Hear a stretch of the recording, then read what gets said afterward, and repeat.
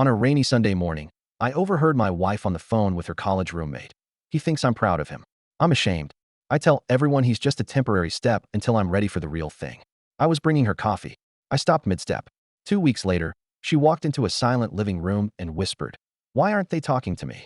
I, 38 male, just heard my wife, 35 female, tell her old college roommate that she's ashamed of me, that I'm just a temporary step until she's ready for the real thing. We've been married for 7 years. I was literally bringing her coffee when I heard it. What do I do with this? Me, bringing her coffee. "Hey, I thought you'd want her on the phone." Laughing, he thinks I'm proud of him. I'm ashamed. I tell everyone he's just a temporary step until I'm ready for the real thing. Me. That was 2 weeks ago. She walked into the living room today and asked, "Why aren't they talking to me?" No one answered. I guess I'll start from the beginning, since it's all still a blur and somehow, at the same time, clear as glass. We met at a friend's engagement party in New Haven, Julia and I. She was vibrant, quick-witted, and wore this deep green dress that made her look like she didn't belong in a place as ordinary as a backyard with foldable chairs and paper lanterns. I was there mostly out of obligation. She asked me what I did. I told her I managed my father's auto shop. She didn't flinch or fake interest. She just nodded and said, "That's real work." I like that. That stuck with me. She had just moved back to Connecticut after working a few years in Chicago, said she was tired of the city life and wanted something quieter, something real. We started dating. Moved in together a year later. Got married 2 years after that. I wasn't flashy. I didn't have a degree or a big job title or a 401k. I understood. But I showed up. Every single day. I paid bills on time. I made her laugh. I listened when she vented. I remembered the little things, how she liked her tea in the evening, what kind of books she hated, why dystopia, and what song made her cry every time, Peter Gabriel's Salisbury Hill.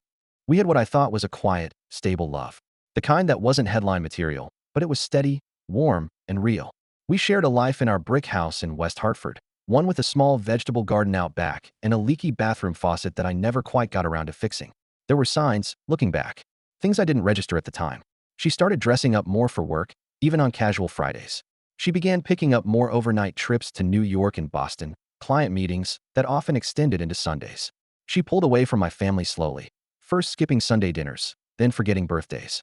She started sleeping facing the other side of the bed. That's when I really felt it. The silence between us at night got louder than any argument ever could. Still, I brushed it off.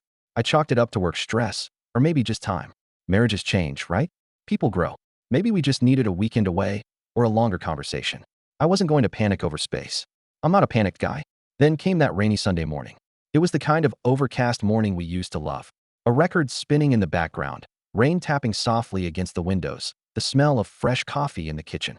Julia was upstairs, and I figured I'd surprise her with a cup the way I used to.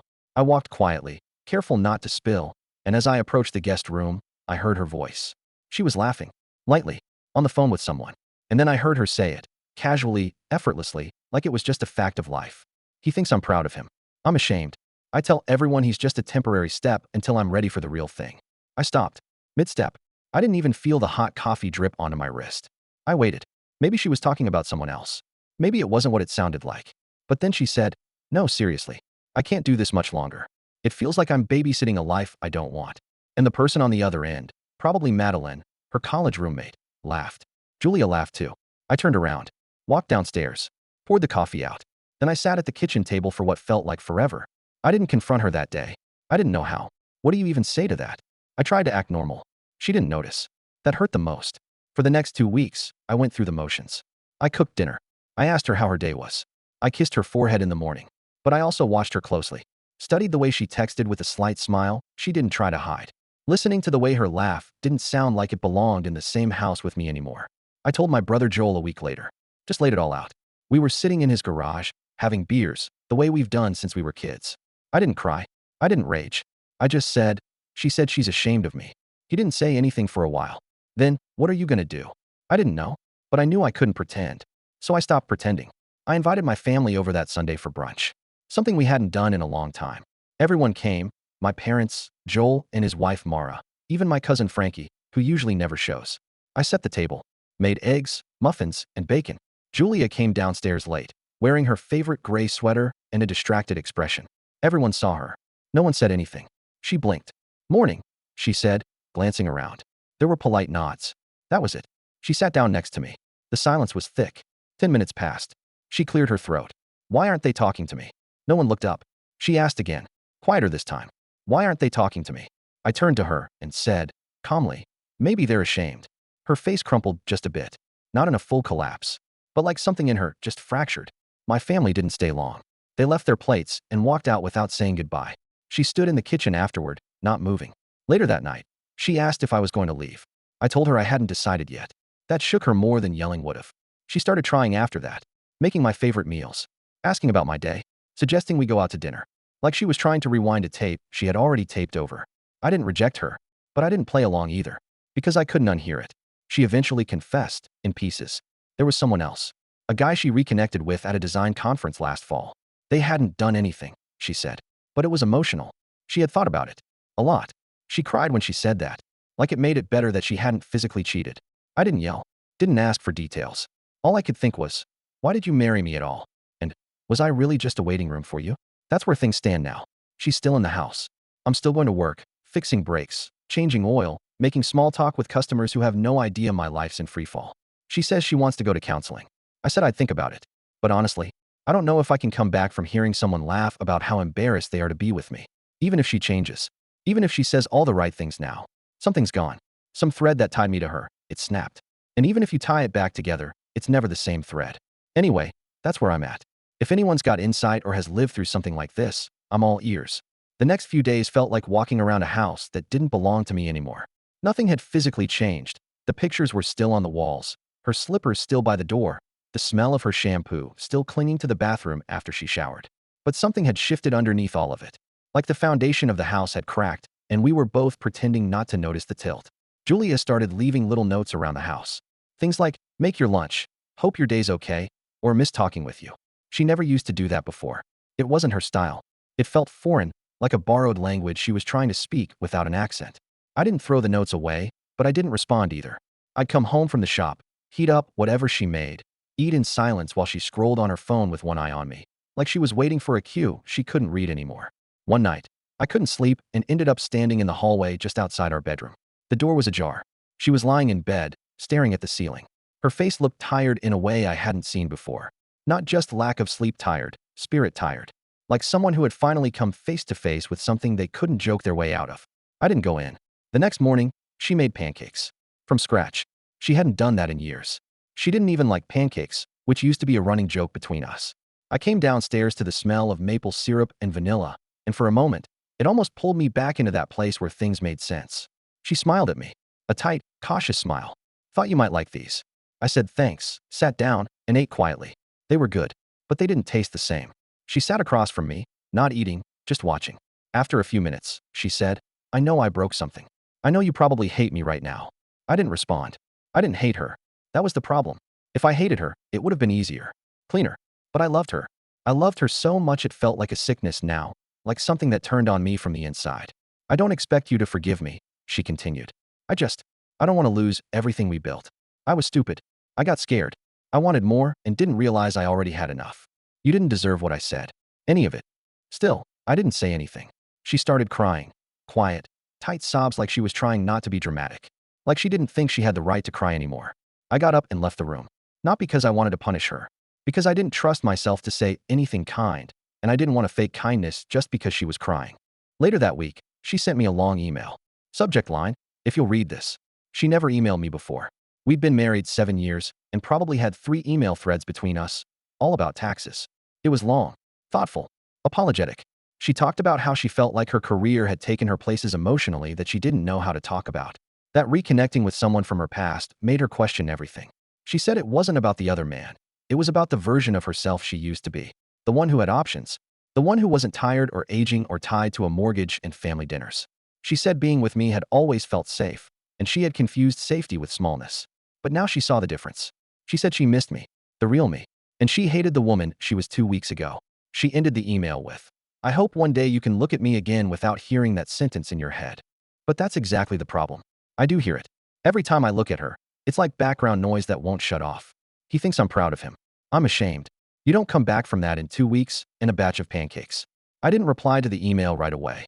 Instead, I printed it, folded it up, put it in the glove box of my truck like it was a document I might need later. Joel texted me that night, you okay? I replied, not really. But I'm still breathing. That seemed to satisfy him. He's not big on words either. My mom called a few days later. She's been careful not to push. Just asked how I'm doing. Doesn't mention Julia by name. But I can tell she wants to know. I think she always liked Julia. Maybe it still does. But there's a distance now. My family is loyal like that, quietly but fiercely. Julia's side hasn't reached out at all. Not that I expected them to. I don't even know if they know. She always kept them at arm's length. Maybe that was another clue I ignored. I've been sleeping in the guest room most nights. She doesn't knock. She doesn't ask to join. She just leaves the light on in the hallway and closes our bedroom door gently. Like she's trying not to wake someone who's already gone.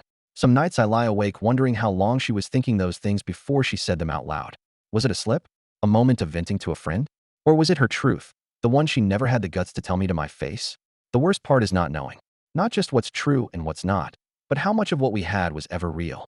I keep thinking back to the early days. That green dress. Her hand on my shoulder in the empty kitchen when we first looked at this house. The night we slowly danced in the driveway because the porch light made our shadows look like they were moving too. Was that all fake? Or did something change? Did I change? Anyway, I don't know where this goes yet. She says she wants to fight for us. And maybe part of me does too. But another part, maybe the louder part, just wants peace. Silence. A life where I don't have to wonder if the person next to me is secretly ashamed to be there. I'll keep updating if anything changes. But for now, I'm just trying to get through the day without hearing her voice say those words again. I started going to work earlier. It wasn't about the cars. The cars were always the same, predictable, fixable. You find the noise, locate the brake, replace the part. Sometimes it's simple, sometimes it's buried deep in the engine block. But it's always solvable. Always something with a clear beginning and end. I needed that. So I started showing up before anyone else. I'd open the shop, turn the radio on low, and drink my coffee in the office with the door open so I could hear the ticking of the building warming up. That silence had become my friend. It was easier than home. At home, the quiet was thick and tense. Like the house itself was holding its breath. Julia was trying. I'll give her that. She kept things tidy. She stopped going on her weekend trips. She made sure to sit with me at dinner even when I didn't say much. She even started wearing the robe I bought her 2 birthdays ago, the one she never touched until now. Little things. Almost like she thought if she acted like the wife she used to be, maybe the past 2 years would vanish into smoke. But I couldn't forget. It's a strange thing, learning that someone's perception of you is so different from what you believed. I used to think she was proud of me, not for anything flashy, just for being solid, reliable. There was a time she called me her anchor. Now I wonder if she meant that in the other sense, something heavy, something that held her back. I started keeping a journal. Just a yellow legal pad I stuffed in the glove box of my truck. I'd jot things down during lunch or after locking up the shop. Some of the pages are angry. Some of them are just questions. One page just says, "Who the heck am I now?" Because that's what this does to you. It makes you look at yourself like a stranger. It makes you rewind everything. Every birthday, every dinner, every lazy Sunday morning, and examine it under a microscope for signs you missed. For moments, she might have been pretending. I tried talking to Joel again. We went out to get wings and beer one night. Sat at the end of the bar, close to the TVs. "You talked to her?" he asked. I nodded. He didn't say anything right away. Just took a sip from his bottle, wiped his hands on a napkin. Then he looked at me and said, "Are you thinking about forgiving her?" I shrugged. I don't know what forgiving even means right now. Does it mean staying? Not necessarily. He nodded again. Then don't force it. If it happens, it happens. But don't pretend just to make her feel better. That stuck with me. I didn't want to pretend, but I didn't want to run either. Julia asked if we could try counseling. She'd already found a therapist, had made the appointment, said she'd go alone if I wasn't ready to come with her. I agreed to go once, just to listen. The office was in a brick building downtown, not far from where she worked. The room had plants in every corner, a soft rug, and one of those ticking clocks that you start hearing the second the room goes quiet. The therapist was a woman named Denise, middle-aged, calm voice, the kind of face that could make you admit things you didn't want to say. Julia did most of the talking. She talked about feeling invisible, about feeling like her life had shrunk without her realizing it. That somewhere along the way, she started measuring her worth by how much she was seen, by colleagues, by old friends, by strangers even. And I wasn't showing love, she said. I was in love. The kind that shows up but doesn't wave its arms around. She said she wanted more and didn't know how to ask for it. That she mistook her own restlessness as evidence that I wasn't enough. And then she said, I didn't mean it. Those words. I didn't mean it when I said I was ashamed of him. I didn't flinch. I didn't respond. Because it wasn't just about what she meant. It was about the fact that she said it. To someone else. So casually. So easily. That moment lived in a space beyond intention. Beyond apology. Denise asked me if I wanted to respond. I said, no, and that was it. We left in silence. Drove home in separate cars. At home, she went upstairs. I stayed downstairs, sat on the couch, and stared at the framed photo on the wall. Us, at Mystic Seaport, 5 years ago. Her head on my shoulder. Sunlight behind us. I looked at my own smile and wondered if I'd ever trust it again. A few days later, she asked if I wanted to go for a walk, just around the neighborhood. Something we used to do in the early years, after dinner, when the air cooled down and the streetlights came on. I said okay. We walked quietly for a while. She didn't try to fill the silence. Then, halfway around the block, she said, I didn't just say those things to Madeline. I've said worse. I need you to know that. I stopped walking. She kept her eyes on the sidewalk. I thought maybe if I told you everything, it would help. Maybe honesty would clean it all out. I waited. I resented the life we had. I resented that it was simple, and I didn't know how to be okay with it. I thought if I kept things messy, I'd feel more alive. I nodded once. And now? I asked. She looked at me. Now I just feel like a liar. We walked the rest of the way in silence. I didn't reach for her hand. I'm not sure what will happen next. I sleep in the guest room most nights, but sometimes I wake up in our old bed, confused. She doesn't ask how I got there. She just lies still, like if she moves, she'll break the spell. There are still moments, brief, flickering, where I see the woman I married. When she laughs at something dumb I say. When she forgets she's supposed to be sad and just smiles at me the way she used to. But then I remember that day. The coffee in my hand. The sound of her voice behind the door. The laughter. And it all slips away again. Anyway, that's where I'm at. Still trying to figure out what this is. What's left? What's real? Still breathing, though? Still here. About a week after that walk, Julia left a book on the counter. Hold Me Tight. One of those relationship therapy books with an emotionally intelligent title and a blurbed quote from a psychologist on the front. I picked it up without saying anything. Flipped through the first few pages. She didn't bring it up. Just left it there, next to the fruit bowl, like a breadcrumb. I didn't touch it for a few days. But eventually, I read a few chapters. Mostly at night, when I couldn't sleep and didn't feel like staring at the ceiling anymore. The book talked a lot about attachment, emotional bonding, vulnerability, things we don't talk about in my family. We're the fix-it with actions, not words type. You show up. You don't complain. You change the oil in your wife's car. You don't sit her down and ask if she feels seen. Maybe that was part of the problem. Maybe we both defaulted to silence in different ways. She went inward, toward fantasy. I went outward, toward work. Neither of us turned toward each other. That realization didn't feel like forgiveness. But it did feel like understanding. At least a little. We kept going to therapy. Every Thursday at 6:30. Some sessions were just her talking and me listening. Others, Denise asked questions that made my throat close. Questions like, when did you first feel unseen? And what would it mean to forgive her if you could? I didn't have answers. But I showed up. One session, Julia read something she wrote. A letter. It was about our first year in the house. About the time I built her a bookshelf from scratch and how she cried in the bathroom afterward. Not because of the shelf, but because it made her feel guilty that she didn't love me as much as I loved her, even back then. She wrote about how scared that made her, and how instead of facing it, she buried it. Laughed it off. Moved forward anyway, thinking it would change. I didn't say anything for a long time after she read it. Denise let the silence stretch. Eventually, I said, why'd you marry me if you weren't sure? She wiped her eyes. Because I wanted to be the kind of person who was sure. And I thought maybe that would be enough. That wrecked me a little. Because I understood it. I've done things in my life because I thought I was supposed to. Because they looked right. Felt right from the outside. But love shouldn't be something you talk yourself into. It should be something you feel in your bones. Still, even in all this, I never stopped wanting to believe in her. That's the part that messes with me. Not the betrayal. Not even the words. But the fact that even now, when I know what she said, and I know what she thought, I still catch myself wanting to believe in her. In us. My mom invited us over for dinner last Saturday. Just like old times. Julia hesitated. She asked if it would be weird, and I said, it's up to you. She came. Wore a navy dress I hadn't seen in a long time. Brought a bottle of wine. She was polite, quieter than usual. My mom was kind, but guarded. Joel kept things light. His wife, Mara, barely looked at Julia. After dinner, my dad took me out back for a smoke. I don't smoke, but I followed him anyway. He handed me a cold beer and didn't say much. Just stood beside me, looking out over the yard like he was watching for weather. Then he said, you don't owe anyone a decision before you're ready. I nodded. He flicked his ash into the grass. But if you stay, make sure it's not because you're scared to start over. That hit me in a place I didn't expect. Because that's exactly the thing I'd been avoiding. This fear. Not being alone. I could survive alone. I'd done it before. But starting over. Starting over means rebuilding trust. Maybe with her. Maybe with someone else. Maybe just with myself. And that kind of rebuilding is exhausting. It's easier to patch the old wall than to tear it down and build something new. But the rot's still underneath. Always is. Julia and I rode home in silence that night. She reached for my hand in the car. I didn't pull away. But I didn't grip it back. Just left it there. The mornings are the worst. That's when I feel everything the most. The quiet. The weight. The doubt. It sits on my chest like a stone when I wake up. She started leaving earlier for work. No more lingering around the kitchen. No soft music. Just a travel mug and keys jingling and the front door clicking shut. And sometimes I feel relief. Other times I feel like the house is swallowing itself. A few days ago, I ran into Madeline at the hardware store. Her, of all people. I recognized her before she saw me. She was standing in the paint aisle, comparing swatches. I almost turned around and walked out. But she saw me. Her face stiffened. "Hey," she said cautiously.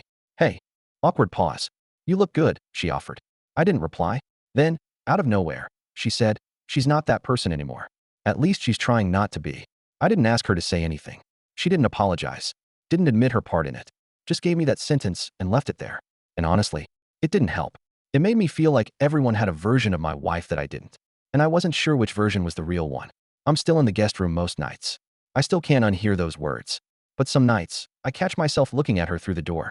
Just standing there, watching her sleep, like I'm trying to recognize something. A shape. A memory. A shadow of what we used to be. I haven't made any decisions yet. I'm not rushing one. This isn't the kind of thing you solve with a single apology, or a couple of therapy sessions, or a batch of pancakes. It's bigger than that. It's about rebuilding something from the studs, and not knowing if the original frame is even worth saving. Still here. Still breathing. Still not ready to leave. But still not ready to stay, either. About a month passed after the run-in with Madeline. Things at home had fallen into a rhythm. Not the old rhythm, and not something new and hopeful either. More like a long, steady limbo. Like we were both living in a waiting room with no idea which door would open next. We still went to counseling. Julia still tried. I could tell she was trying. Folding my laundry with care, setting aside little leftovers she knew I liked, sending the occasional text like, "Saw this and thought of you." But the truth was, I didn't feel anything anymore when I got those messages. They felt like echoes. Like too late apologies tied up in the shape of daily routines. The thing about betrayal, the kind that slices your self-worth open and pours salt on it, is that it's not just about the lie. It's about the fact that someone you trusted thought so little of you behind your back, that they made you the butt of some private joke you didn't even know you were part of. And I couldn't live like that anymore. One Tuesday night, after a quiet dinner of salmon and roasted vegetables, I told her I needed to take a break from counseling. Told her I needed time to think. Alone.